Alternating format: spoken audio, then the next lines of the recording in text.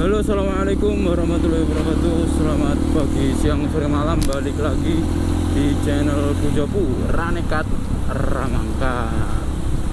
Oke, hari ini Minggu tanggal 31 Juli 2022. Kita mau San Mori, saya mau San Mori. Nanti insya Allah ke Cemoro Sewu. Ya nama Magetan kalau San Mori ya pasti ke Cemoro Sewu. Bingung mau kemana lagi, soalnya nggak ada pilihan-pilihan. Cuma itu satu-satunya jalur San Mori di daerah sini. Ini kita sendiri ya guys. Jam 6 pas ini, 6 pagi. Oke, saya bikin video ini jujur buat tombol kangen ya. Jadi buat kangen buat kalian-kalian semua yang pingin saya ngevlog lagi. Kemarin banyak juga DM masuk, komen di Instagram, di YouTube, "Bang, kapan konten lagi bang? Bang, kapan konten lagi?" Nah ini saya lakuin karena akhir-akhir ini jujur saya nggak mood bikin video vlog karena ada kepentingan dan lagi kena musibah juga. Jadi saya sama seperti ini. Saya niat kemarin tak alarm bangun jam 4. Tadi bangun jam 4 subuhan, terus prepare ini jam 6 langsung berangkat guys. Demi kalian semua ini. Dan di video ini sekalian saya juga mau membahas pengalaman saya selama ini, selama hampir 1,5 tahun menggunakan Honda CRF 150L ini, kekurangan dan kelebihannya, terus sensasinya menggunakan motor ini. Nanti kita akan bahas juga di video ini sekalian ya teman-teman ya. Daripada gak ada bahan perbincangan, lebih baik kita bahas saja. Nah ini sekarang kita sampai di Patung Kelinci, tepatnya di Desa Tanjung Sari, Kabupaten Magetan. Nah itu depan itu adalah Gunung Lawu guys. Depan itu kalau kelihatan ya. Soalnya kamera saya sekarang saya ubah tempatnya. Kalau sebelumnya ada di helm, sekarang saya taruh di dada, di sini di dada.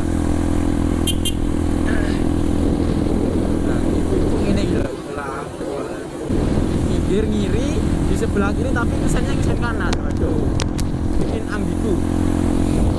Ya kenapa saya rubah tempatnya, saya rubah di dada. Ini saya pakai mounting yang di dada ya teman-teman. Karena kalau yang pertama, kalau di helm itu jujur ya, di kepala sakit, apalagi pakai helm full face yang teropong trail itu. Jujur kalau digunakan jarak jauh, apalagi kayak touring itu ya, itu kepala pusing, tengengen juga. Nah ini kemarin saya coba-coba, kalian ngebersihin kamera, saya coba saya taruh di dada. Ya ternyata di gambar itu lebih view-nya itu lebih luas. Jadi nggak terlalu jingkluk ibaratnya, nggak terlalu menunduk kameranya. Jadi ini lebih mantap kayaknya nanti hasilnya. Tapi kalau untuk audio, maaf ini bocor karena saya menggunakan helm open face dari KYT, yaitu KYT Kyoto. Jadi nanti kalau audionya kurang jelas, saya mohon maaf. Mungkin nanti saya akan edit lagi kalau audionya nggak memuaskan teman-teman. Oke, sekarang kita sudah sampai di mana ini? Kawasan Sidoarjo. Nah, jadi kita mau naik jalan akses utama dari arah Magetan untuk bisa ke Cemoro Sewu, untuk bisa ke Sorangan. Jadi aksesnya teman-teman di jalannya. Lanjut kita bahas pengalaman saya selama ini 1,5 tahun menggunakan CRF 150L. Kelebihannya yang pertama tentu banyak orang yang bilang ya pasti penggunaan bahan bakar. Nah bahan bakar sendiri kalau CRF itu jujur ini ya, kaget kalau saya itu pertama kali bawa CRF ini kagetnya kenapa? Loh, ini motor lanang loh, ibaratnya motor laki ya. Kalau dilihat dari motornya kan mesti boros, motor boros ibaratnya. Nah, ini ternyata enggak teman-teman. Ini sumpah ya, irit banget. Saya dulu itu ke Bandung PP ya, itu pakai Pertalite tapi pakai Pertalite enggak, itu pas pertama harganya 8,5 kalau enggak 9.000. Terus kalau Pertalite 6.500 atau 7.000 ya. Itu habisnya cuma 200.000 nggak nyampe teman-teman. Itu PP ya, dari Magetan saya lewatnya jalur selatan, jalur mana, Yogyakarta, Kulon Progo, jalan pokoknya jalur Dendels itu sampai Bandung, sampai Ciwidey, Kawah Putih itu cuma 200.000. Itu boncengan ya teman-teman, apalagi kalau sampean sendiri. Nah itu mungkin akan berbeda, selisih 10.000 sampai 20.000. Soalnya akan bebannya lebih berat, jadi bahan bakarnya agak tambah sedikit lah kalau buat boncengan. Terus dari bahan bakar, terus dari apa ya, dari bentuk yang pertama, yang kedua bentuknya kenapa?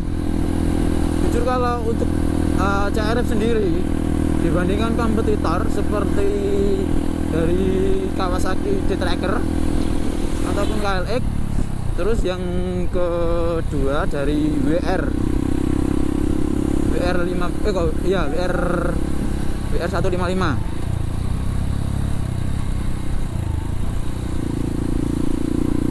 Yamaha WR 155.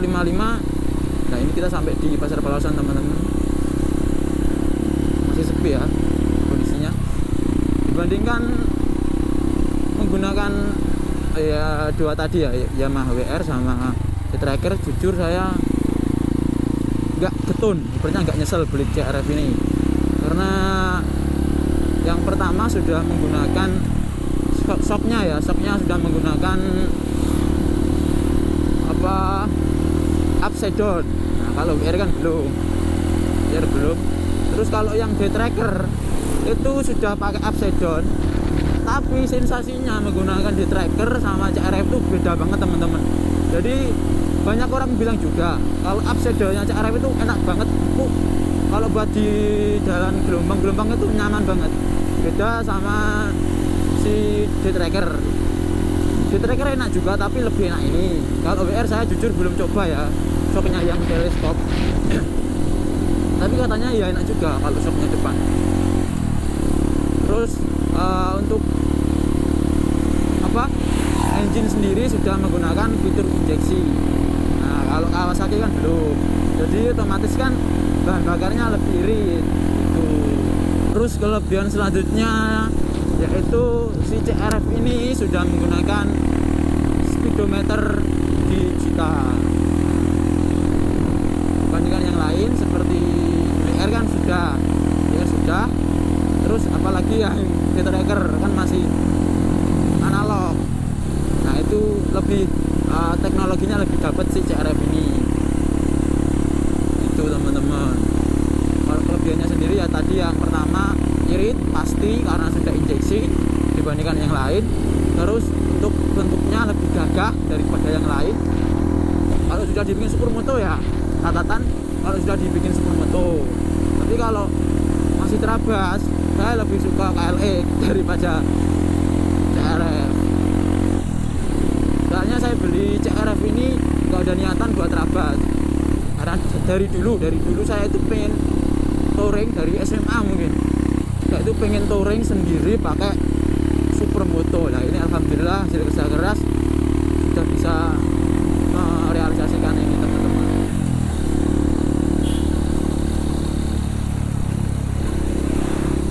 Terus di bagian mesin saya jujur lebih suka yang CRF ini. Tarikannya di bawah ya, maksudnya angkatan bawahnya itu lebih dapat daripada KLX, lebih enak. Saya kajok, nah kaget waktu waktu nyobain KLX sama CRF posisi standar ya, sama-sama standar, itu jujur lebih tenaganya lebih ngisi si CRF ini daripada yang di tracker. Nah, kalau WR sendiri mungkin lebih enak, soalnya dari sisi lebih gede si WR, apalagi sudah menggunakan persneling 6, kalau ini kan 5 kalau si CRF ini. Nah, di depan ini adalah pintu masuk wisata Telaga Sarangan. Ini teman-teman,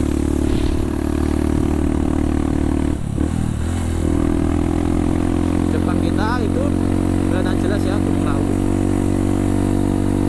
Ini kita sudah sampai di mana itu, Desa Singolah.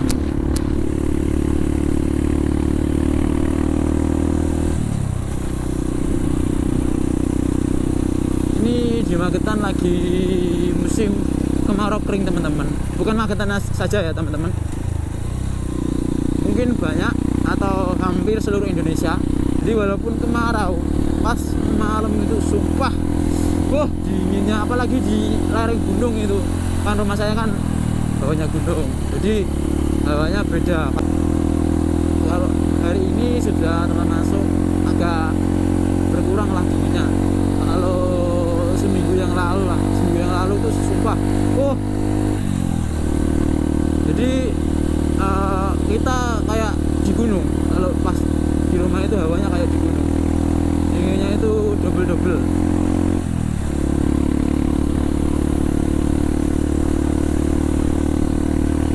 Nah, samping kiri ini orang kita guys, samping kiri Telaga Sarangan, ini adalah jalan tembus Sarangan. Kita ora pokoknya itu bilang jalan tembus Sarangan. Nah, ini deretan warung-warung pemandangan, jadi kalau sampai ngopi di sini, nah nanti langsung kelihatan pemandangan telaganya.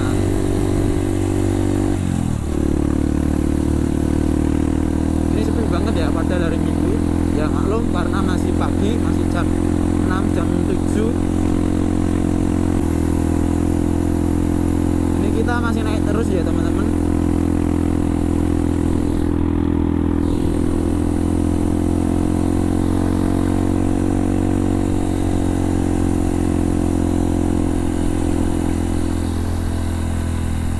Nanti di depan pasti Gunung Lawu masih semakin jelas lagi nanti view-nya.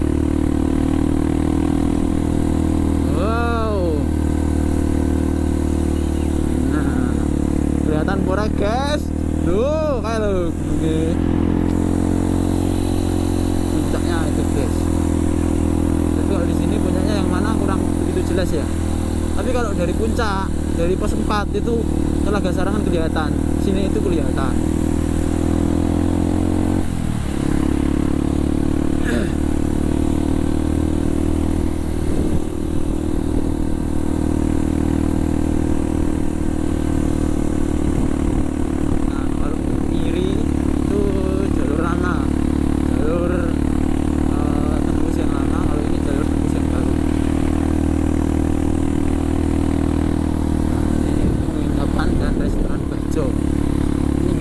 Teman-teman, kalau di Magetan ini paling ngehit lah ibaratnya di kawasan Gunung Lawu ini, restoran ini. Ini kalau jam 9 jam 10 sudah ramai teman-teman, jadi kalau San Mori ya jam segini aja. Ini kita bisa menikmati pemandangan, terus sepinya jalan, kita berasa memiliki jalan ini.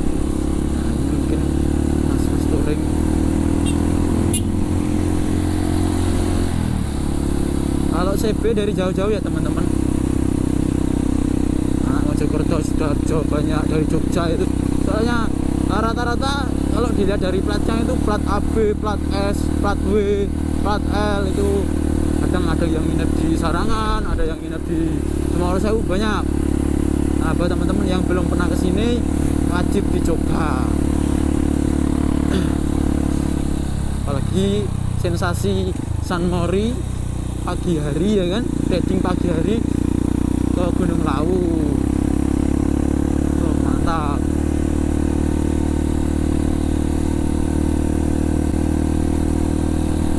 kita coba ngebut ya, kita coba ngebut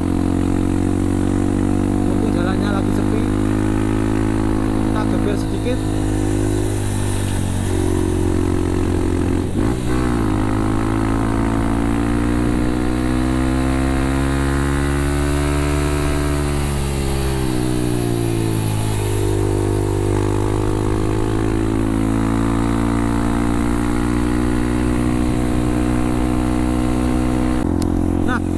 Terus kita lanjut lagi di bagian kekurangan dari CRF 150L ini teman-teman. Yang pertama, saya kurang suka bentuk mesin. Nah, ya seperti ini, saya kurang suka, kurang kelihatan isi lah. Jadi yang sebelah sini itu kelihatan kosong lah, harusnya diisi apa gitu. Terus bentuk tangki saya juga kurang seneng, kurang futuristik. Nah tuh, harusnya kalau menurut saya ya, harusnya mesin CRF itu bak mesinnya menggunakan yang CBR. Nah yang seperti ini pasti lebih gambot, lebih gahar lagi. Nah berhubung masih menggunakan kayak mesinnya Verja, kayak mesinnya Mega Pro, jadi kurang begitu sangar lah, kelihatan kalem teman-teman ya. Kayak karena itu akhirnya si CRF ini dijuluki mesin Verja. Nah, mesin Verja kemaki ya, wong kecat omongane ngono, wong kecat lho ya. Terus kalau user WR pasti dibilang, alah motor fiction gaya ya. Pasti itu banyak, orang iri itu banyak teman-teman. Jadi kita bersyukur saja, walaupun punya supermoto mesinnya Verja, bersyukur saja teman-teman ya kan. Terus yang kedua, part-part di CRF itu terlalu kelihatan murah. Yang pertama stang itu kurang, stang standarnya itu kurang masuk lah pokoknya, kurang apa ya, pokoknya gak masuk. Terus arem terlalu Mega Pro banget. Nah ya maklum lah, karena harga karena sisinya cuma 150, pasti yang digunakan basic yang standar lah, seperti itu. Terus apa ya, Comsteer itu keluhan dari para user CRF itu kebanyakan Comsteer sering oblak. Nah ini mungkin sedikit tips dari saya ya. Ini ngerekam bola kan? Ngerekam. Sedikit tips dari saya untuk Comsteer biar awet.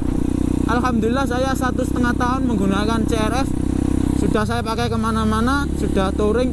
Ini kilometernya sudah 25.000, tapi Comsteernya insya Allah masih aman. Yang pertama, selalu cuci motor dengan rutin. Nah, mungkin salah satu penyebab kurang awetnya Comsteer itu adalah air hujan, kena air hujan. Ya, saya mengakali itu setiap sebulan 2 kali lah, maksimal 2 kali, kalau paling mentok sekali. Usahakan untuk nyucinya jangan dicuci sendiri, dicuci steam, cuci salju, itu pasti bersihnya lebih awet.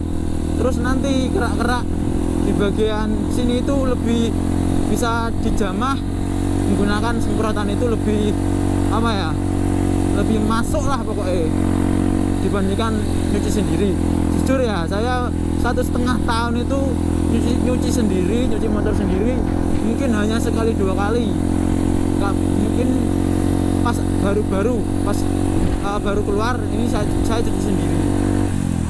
Nah saya memikirkan bukan karena saya punya duit, enggak ya, karena itu teman-teman itu banyak ya sudah ganti 2 kali padahal nggak pernah dibuat jauh, nggak pernah dibuat terabas, tapi Comsteer nggak awet. Tapi kalau punya saya itu masih enak. Saya juga heran, mungkin karena pengaruh ini nggak pernah kena hujan. Yang kedua, kalaupun hujan nanti pasti itu langsung saya cucikan. seperti itu.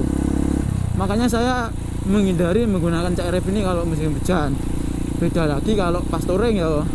Pas touring itu kalau kita touring hujan, baiknya langsung dicuci seperti itu. Pokoknya usahakan setelah kehujanan motornya langsung dicuci, minimal dicuci komstir tok lah, soalnya kerak-kerak itu akan numpuk terus akhirnya komstir kurang awet seperti itu. Kekurangannya ya wis kuwi mau tok ya, selebihnya ya oke fan aja. Terus kalau mesin itu saya nggak terlalu apa ya, mempermasalahkan, kurang greget, kurang banter, saya nggak mempermasalahkan karena jujur saya niatnya beli motor ini real untuk merealisasikan mimpi saya dulu, yaitu bisa touring pakai supermoto. Terus kalau sekenceng apapun motor itu kalau lampu merah pasti berhenti ya kan. Nah, jadi dari situ saya sampai sekarang 1,5 tahun nggak pernah ngulik mesin teman-teman. Mungkin cuma variasi saya bikin supermoto, saya stangnya saya ganti, lampunya saya ganti, tapi untuk mesin nggak ada sedikit pun perubahan. Dari kampas kopling, dari per kopling masih standar semua. Nah ini kita sudah sampai di kawasan Cemoro Sewu. Ini pasti lebih ramai ya daripada biasanya. Soalnya apa? Saya lupa juga tadi menjelaskan. Ini adalah hari kedua Muharram atau Suro. Jadi kalau kalian mengikuti Gunung Lawu ini ya, cerita kalau bulan Suro itu pasti rame banget pengunjungnya. Nah, dengan niat-niat tertentu lah pasti ya. Pokoknya pasti kalian tahu sendiri kalau orang Jawa itu mensakralkan bulan Suro. Ini gimana kita lanjut sampai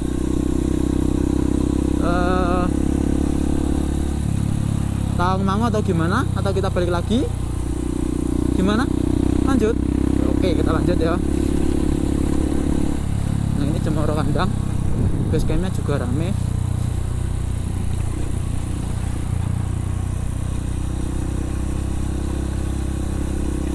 Pokoknya kalau ke bulan Suro itu Gunung Lawu pasti rame pendakinya ya. Pendaki ya seperti anak-anak muda itu, orang tua banyak. Adem guys.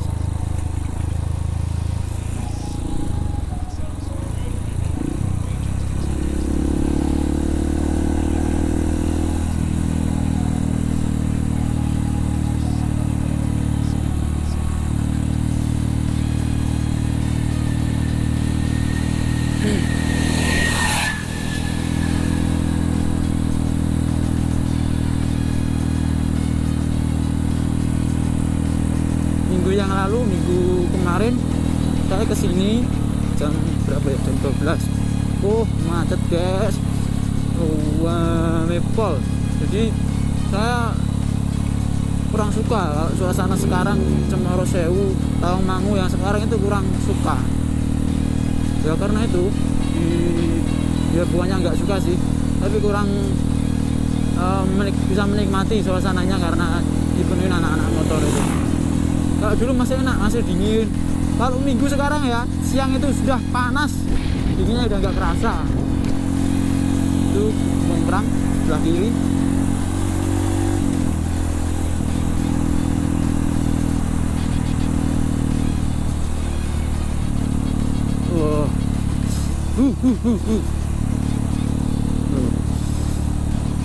Tangan rasanya kaku guys. Tadi rencananya saya mau ngajak si Stefan sekalian mau nyobain motornya buat jalan itu gimana. Soalnya kan kemarin saya bikin vlog review motor ini, yang ini. Nah, CRF style yang ini. Ada yang komen test ride. Nah, sebenarnya saya tadi udah ada niatan seperti itu, tapi ternyata si Stefan kurang enak badan. Jadi ya daripada enggak jadi, saya ngevlog sendiri saja, nggak apa-apa. Adem sudah mulai ada yang riding ini. Saya mantap, kalau jam ini mungkin sekitar jam 7-an, 7 jam kurang. Nanti kita sampai jalan tembus Tangmang yang baru itu ya. Foto-foto sebentar, foto motor sebentar, terus nanti kita langsung turun atau mampir ngopi sebentar ya di Cemoro Sewu.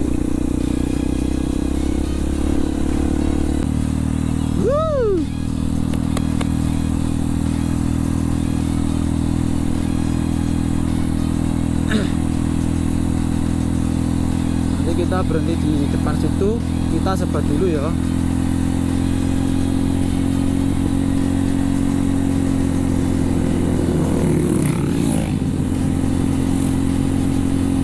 Cuacanya sumpah mantep, pas cerah-cerahnya ini, nggak ada kabut sama sekali. Tapi biasanya kalau sore itu Gunung Lawu nggak kelihatan karena kabut, dikelilingi kabut. Tapi kalau pagi seperti ini, mantap.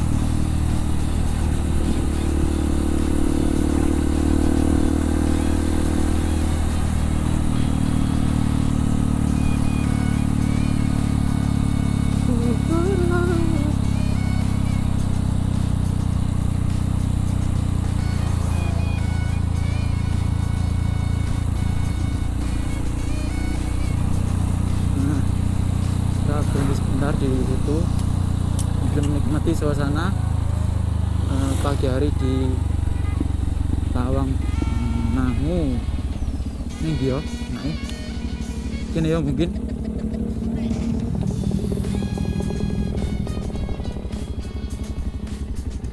Aduh,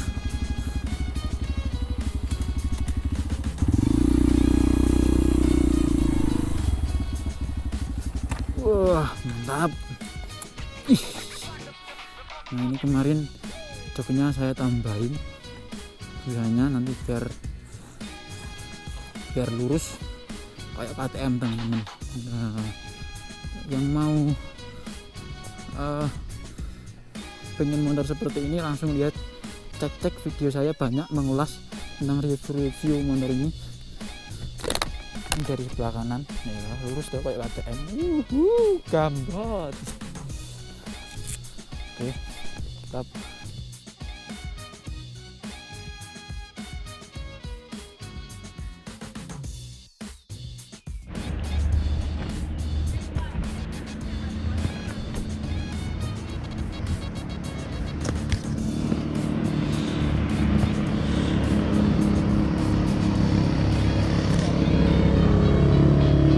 Oke. Nah, sekarang kita sudah sampai di Tawangmangu ya, di Jalan Tembus. Sudah mulai sampai. Wah.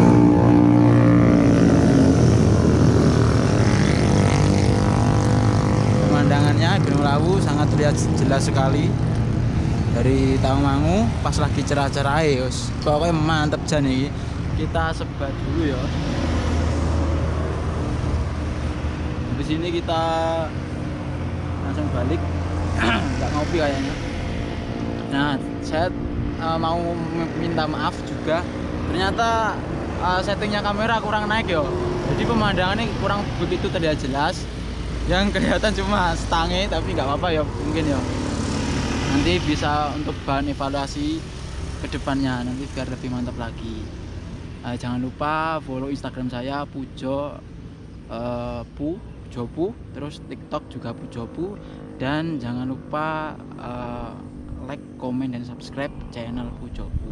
Untuk teman-teman yang mau tanya langsung komentar saja di kolom komentar kalau mau beli part-part motor saya ini di sini aja kalau ulapik soalnya. Nah, langsung cek link di deskripsi soalnya paling murah teman-teman, ini barang-barangnya paling murah di Shopee semua ini. Mantap. Rane kata mangkat. Wassalamualaikum warahmatullahi wabarakatuh.